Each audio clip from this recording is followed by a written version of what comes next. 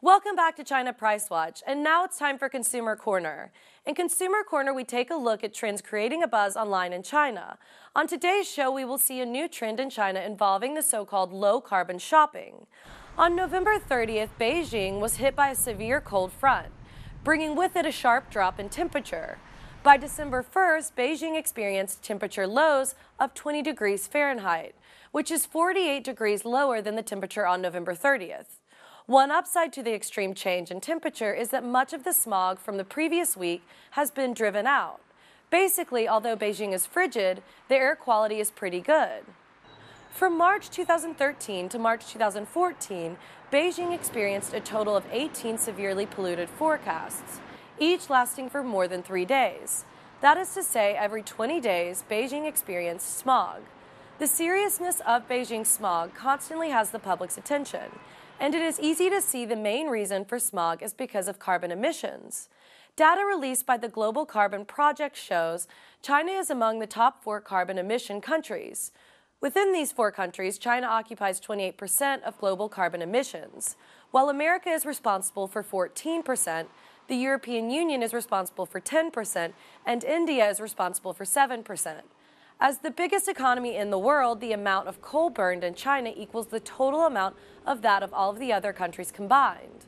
When taking China's current economic structure and science level into account, it will take at least 20 to 30 years for China to finally conquer the heavy pollution issue.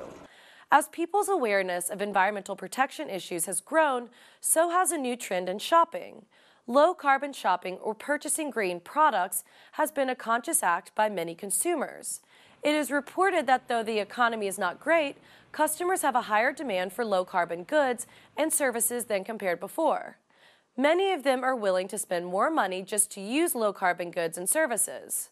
According to a survey conducted recently, if customers know that their favorite brands use high carbon emission production, 45% of them will choose not to buy these products anymore. And if companies can offer low-carbon products, this will help to strengthen consumers' brand loyalty. Fortunately, there have been many improvements in consumers' awareness on environmental protection and how our daily life contributes to total carbon emissions. Traffic and housing are obviously the biggest source of concern as of late.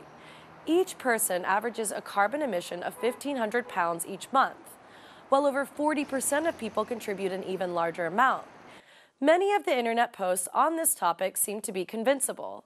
Some share ways to live a more green lifestyle. One wrote, quote, "Every day I try my best to be diligent and thrifty. I walk to work, I reuse water, I turn off all household appliances when I leave. By doing these things, I can save energy and live a low-carbon lifestyle." Some discuss low-carbon goods they use now. One wrote, quote, "Quilts are one of the most traditional goods that everyone still uses. They are irreplaceable in Chinese people's hearts.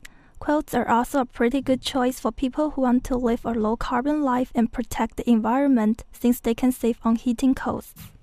Some complain about the quality of China-made products. One wrote, quote, "Chinese people love to produce trash in order to create a low-carbon society. China needs to reduce its production of low-quality goods. There is a lot of room for Chinese manufacturing industry to reduce its carbon emission." Some think the new adjustment in prices of Beijing's public transportation is a step in the right direction. One said, quote, "The price increase in transportation fares is a method to force people to buy bikes and ride them to work. This will contribute to a low-carbon society and environmental protection." Overall, it's fairly undeniable that low-carbon goods will be a future trend, since it will help to bring China a smog-free environment. So the general opinion will remain that regardless of inconvenience, these changes are a good thing.